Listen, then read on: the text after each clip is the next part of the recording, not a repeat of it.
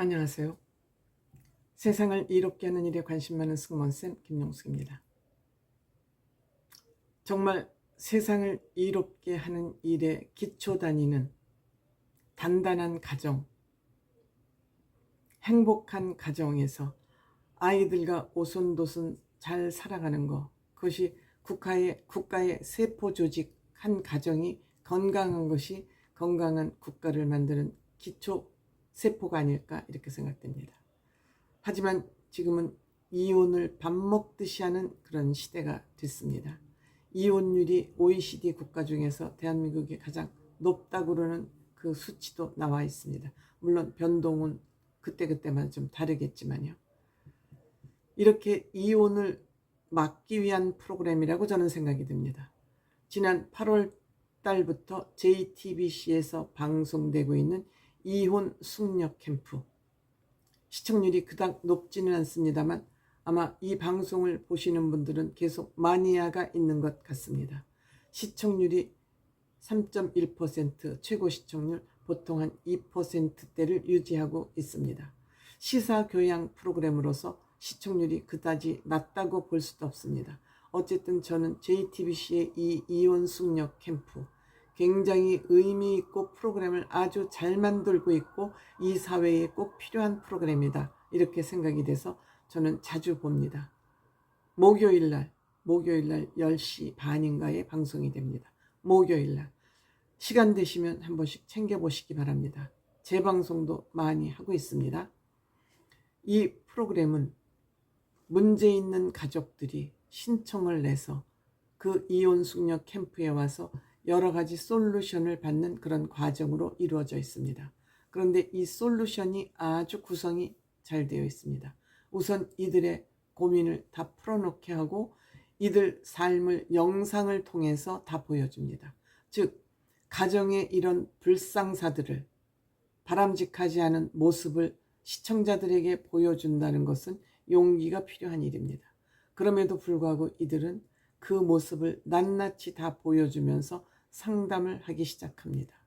그 모습을 보고 진단을 합니다. 이 가정의 문제가 무엇인가를 진단을 해서 그 가정에 맞는 상황극으로, 역할극으로 그들의 감정 터치를 합니다. 그들의 감정, 내가 무엇이 잘못되었나, 본인이 본인을 객관화하는 것은 어렵기 때문에 연극을 통해서 내 모습이 저렇구나, 수치스럽다, 반성해야 되겠다 하는, 누군가가 바뀌라 그러면 안 바뀌는데 본인 스스로 느껴서 바뀌어야 되겠다고 충격을 먹을 때 진정으로 바뀔 수 있는 것이거든요. 사람은 안 바뀐다고는 얘기가 있지 않습니까? 그만큼 자기 자신을 객관적으로 들여다볼 수가 없기 때문에 사람은 안 바뀐다는 얘기를 우리는 주장을 하고 있는 것인데, 이렇게 역할극, 상황극을 봄으로써 본인의 내면을 들여다볼 수 있기 때문에 정확하게 찌릅니다. 즉 아프게 찌르는 것이죠. 구체적으로 너 잘못했어 하고 손가락질을 하는 게 아니라 느끼게끔 하는 것이죠. 외부 환경을 통해서. 그런 다음에 변호사 상담, 정신과 상담을 거쳐서 정신과에서는 구체적으로 무슨 문제가 있는지 정신적 상담을 하고, 이혼했을 경우에는 어떠한 손해와 이익이 있는지를 변호사가, 또 요새 이익과 손해는 돈이죠. 결국 또 아이를 누가 키울 것이냐, 이 두 가지가 핵심 아니겠습니까? 이혼할 때는 그것을 냉정하게 변호사들이 상담을 해줍니다. 그리고 가사법정에 나와서 진짜 판사인 것 같습니다. 나와서 조정을 하는 거죠. 이혼 조정을 하는 겁니다. 그러니까 이들 마음이 다 어느 정도 그 단계를, 캠프를 통해서 단계를 통해서 왔기 때문에 이 조정은 쉽게 이루어지는 것 같습니다. 내가 무엇이 잘못되었었고, 내가 이 이혼을 하면서 손해이익을 따졌을 때 어떤 것이 이혼을 과연 꼭 하는 것이 문제인지, 이런 것을 이제 숙녀 캠프를 통해서 이혼을 하고자 해서 왔던 사람들이 대부분 이혼을 하지 않는 결론을 얻어가게 됩니다. 저 또한 나이가 많습니다만 이혼하자는 얘기를 골백 번은 했을 것입니다. 제 남편은 한 번도 이혼이라는 단어를 입에 올리지 않았습니다만 저는 골백 번도 더 했을 겁니다. 가출도 많이 했습니다. 제 남편은 한 번도 저한테 어디 갔다 왔어? 왜 나갔어? 묻지 않습니다. 이렇기 때문에 저는 남편 때문에 이혼을 하지 않았다고 생각이 됩니다. 제 성격대로면 이혼을 골백 번도 했을 것 같은데 저 남편은 정신적으로 무언으로 저를 불복시켰다고 생각이 됩니다. 같이 붙었으면 이혼을 했겠죠. 제 성격에. 지금 생각해보니 남편에게 고맙다는 생각이 드는 지점입니다. 제가 만약 이혼을 했다면 제 자존심에 저는 밖으로 나가지 못했을 것 같습니다. 물론 자존심 때문에 이혼을 안 한 것도 있겠지만 이혼을 했다면 저는 제 자존심에 밖에 고개 들고 나가지 못했을 것 같다는 생각이 드는데, 그렇더라도 그 순간에 화를 못 참으면 이혼을 갔을 수도 있는데 남편의 그 선비 같은 그 자세가 저를 굴복시켰다고 저는 생각이 됩니다. 그래서 제가 책도 썼습니다. 결혼 대사기극이라는 저는 책도 썼습니다. 그 이유는 저의 과거를 들춰보면서 그 당시에는 그 일이 그렇게 죽을 듯이 참을 수 없고 미치겠었지만 그것이 시간이 지나고 보니 그게 그렇게 과연 심각했던 일인가 하는 것을 되돌아볼 수 있었기 때문에 제가 책을 쓸 수 있었다고 생각이 됩니다. 그래서 저는 그 이혼 숙녀 캠프를 보면서 생각했습니다.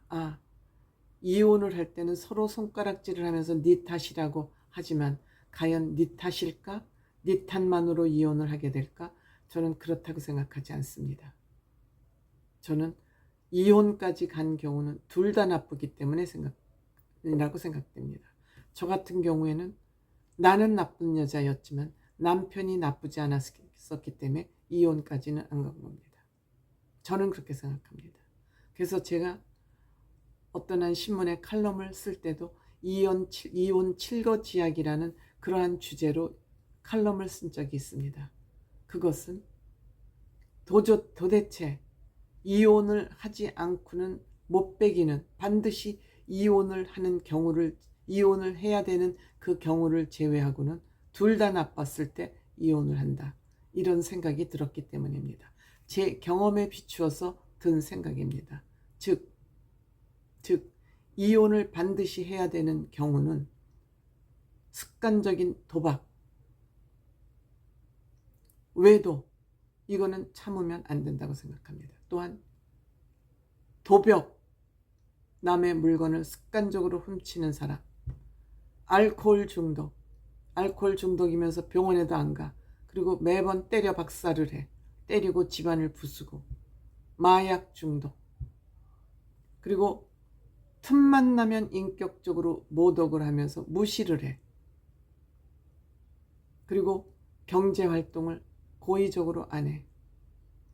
경제활동을 해야 됨에도 경제활동을 고의적으로 회피를 해. 이러면은 살 수 없죠.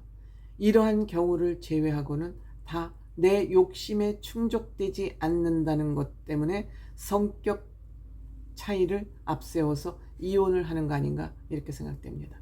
제가 이혼을 이토록 반대하는 것은 아이들 때문에 그렇습니다.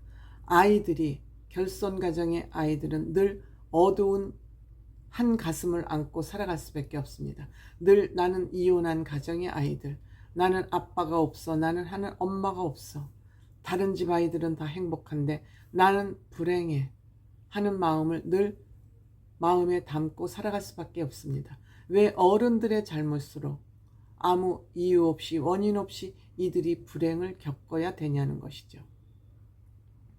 다시 한번 말씀드리면 여러분들이 아무리 상대편을 탓하면서 원명하면서 이혼을 해도 자기 욕심이 채워지지 않았다는 것 때문에 이혼을 한다는 사실을 전제로 반드시 이혼을 해야 되는 경우는 인격적으로 모독을 계속하는 경우, 외도를 하는 경우, 상습적으로 도박을 하는 경우, 또 도벽이 있는 경우, 남의 물건을 알코올 중독인데 치료받을 생각을 안 하는 경우, 마약에 중독된 경우, 경제적인 활동을 고의적으로 계속 회피하는 경우, 이 경우가 아니면 이혼을 했을 경우 둘 다 나쁘다.